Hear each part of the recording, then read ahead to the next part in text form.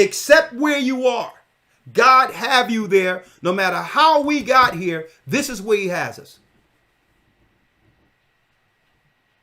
Stop looking for alternative meds and all this other stuff to fix what only you can fix by tempering your expectations. Let's go. Second Ezra 16, and let's start at 36. I'm going to do it here so that you can all follow the scriptures. The second Ezra this is part of the Bible, folks. It's in your Catholic Bibles, but they won't allow you to do this in your communities. They don't think you're smart enough. Okay, they don't think that, it's worthy that they teach you the whole Bible. Okay. Let's read 2 Ezra 13 and 36. Let's read it. Yes, sir. Behold the word of the Lord, receive it.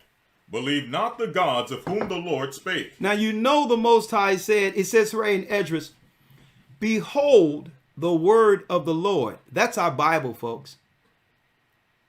Receive it. See?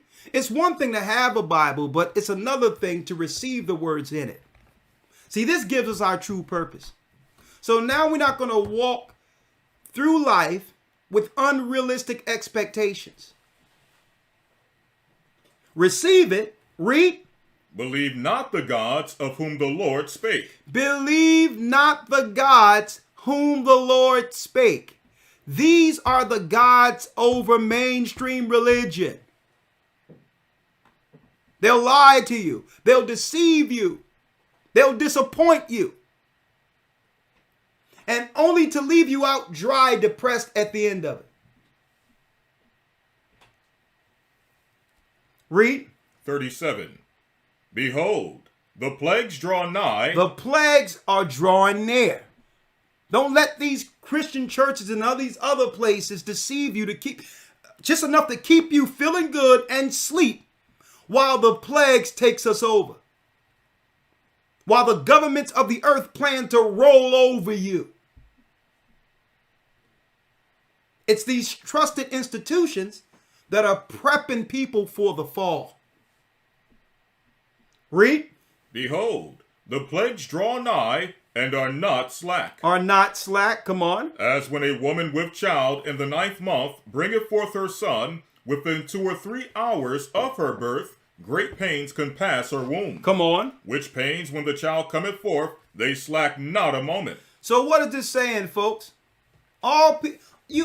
You have people out there hoping things are going to get better. Tell that to a woman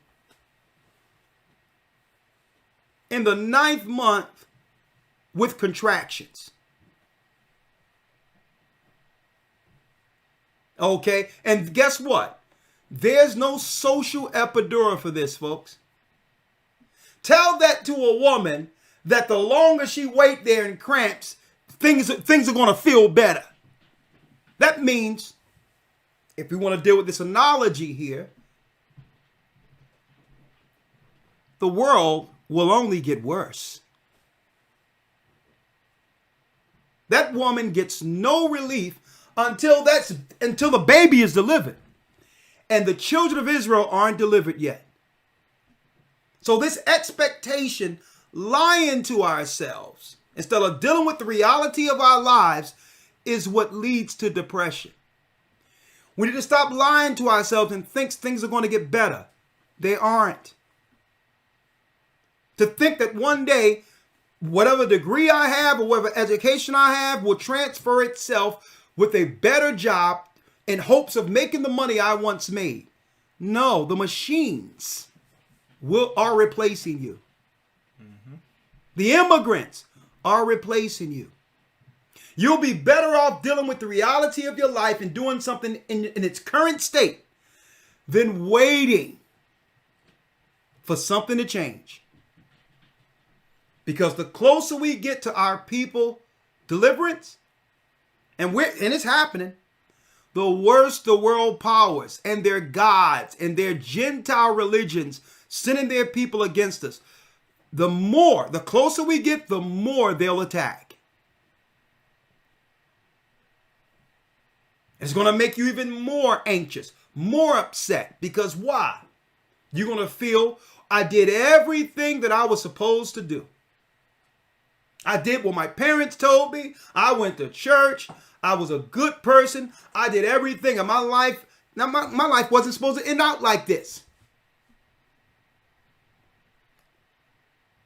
And usually, scenarios like that place people in a very dark place when there's no answers.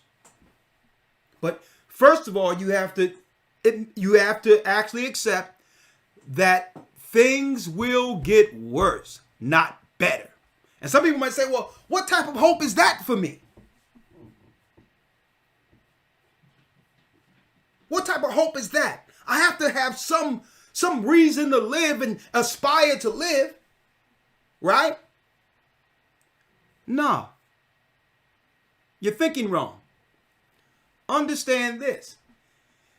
You are actually saying there's no hope based on my dreams and aspirations, so that now reality can kick in. So you can actually deal with life as is. And this is what, and I'm going to show you. Christ broke this down. Let me tell you, we be living a dream. Out there faking it, acting as if everything is right, and we know we're depressed. We know we're not living the life that's portrayed online. I'm talking about the majority of the world are in a delusion. Knowing that there's evictions, knowing that the bills can't get paid, knowing that we have to do all these things to just make ends meet, but yet present all things good. Really, it's a facade. It's because we'd rather mask it instead of dealing with the reality of our current state. The reality is the life we have right now and what we have. This is our reality. How can I deal with this from a healthy standpoint and say, well, okay, with this reality, how do I endure through these pains? Healthy, sober-minded, strong through this. How do I endure through adversity? Read. Yes, sir. Verse 38. As when a woman with child in the 9th month bringeth forth her son. Hold up, please. We're about 1,000 likes down, brothers and sisters. Please. Hit the like button if you haven't already, okay? What verse? 38. 38, come on. As when a woman with child in the 9th month bringeth forth her son, within 2 or 3 hours of her birth, great pains compass her womb. Come on. Which pains, when the child cometh forth, they slack not a moment. So the close she get to delivering that child, the worse her pain is. So folks, the earth is seeking to deliver the children of Israel, the remnant who will be saved. So as we go, the world powers and the governments they've established are going to begin to do what? Clamp down to make life harder for us, worse for us, especially for those who believe. Why? Because they're going to pressure you into the singularity. And if you want to know what the singularity is, I'm going to go there. So this is being socially engineered. They're going to take a little thing away and a little bit at a time to the point that a person is broken. And once they're broken, they're willing to deal with any solution outside of the depression that will lead them out of depression. And don't think the world powers, don't think that they don't have a solution.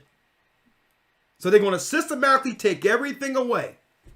And they don't have to do what they're doing. Oh yeah, let's raise the price of eggs. You think they have to do that? See, stuff like that doesn't affect the rich. It doesn't affect Bill Gates. It doesn't affect Elon Musk.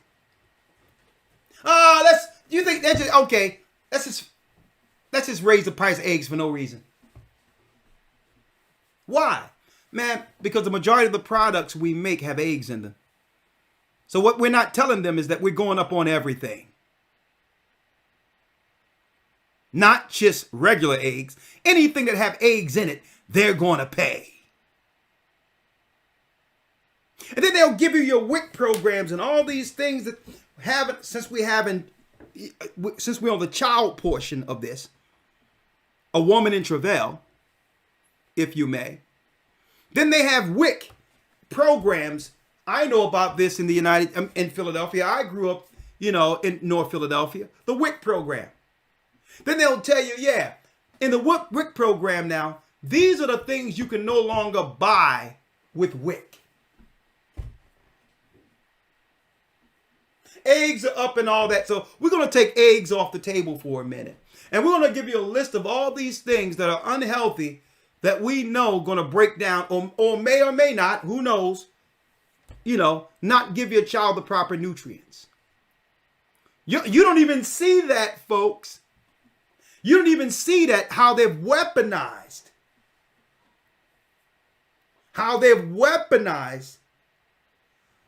The social programs. And our people, gracious and grateful, we'll just look at it and say, you know what? I'm just glad God have something out there for me. Having what they're going to give me is better than having nothing at all. That's how gracious and humble we are. But they don't look at your gratitude and appreciate it to one day fix and make your life better. See, what they have done, now you've adjusted to having less. And now they're saying, let's tighten the screws even more. They're never going to let up. The Bible. Is it hard to understand? When it comes to reading the Bible, the first thing that comes to mind is the fact that this is the Word of God. The seals have been broken, and the truth is here. And when we go throughout the scriptures, when we go throughout extra biblical records, we find that the language that God employed, that He used to create the heavens and the earth, was the Hebrew language. Christ said, I came for the lost sheep of the house of Israel. But yet no one, no religious leader, no religious church out there anywhere can now identify the 12 tribes of Israel. Can we? God is quite simple, but it seems as if man makes understanding Him hard. What are those mysteries? The truth of your book and the truth will make you free. The Hebrew and Bible Academy, you're invited.